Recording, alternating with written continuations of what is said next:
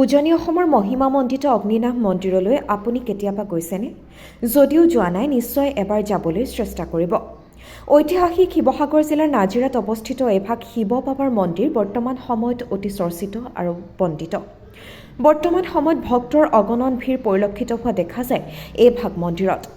বহু দূৰ দূৰণিৰ পৰা আহে ভক্তপ্ৰাণ ৰাইজ বাবাৰ আশীষ বিচাৰি।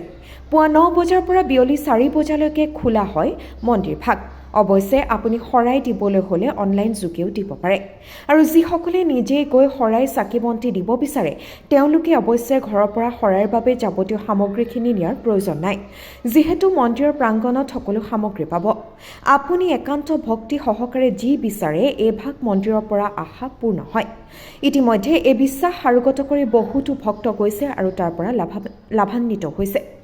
ইতিমধ্যে শিৱসাগৰ জিলাৰ নাজিৰাত অৱস্থিত এভাগ শিৱ বাবাৰ মন্দিৰ অৰ্থাৎ অগ্নিনাভ মন্দিৰৰ গুণগান ৰাজ্যৰ লগতে বহিৰাজ্যতো বিয়পি পৰিছে। আপুনিও আহক আৰু শিৱ বাবাৰ আশীষ লৈ ধন্য হওক আপুনিও। মনৰ ইচ্ছা পূৰণ কৰক আপুনিও। বাতৰিটো আপুনিও এটা শ্বেয়াৰ কৰক যাতে আৰু দুজনে পায়।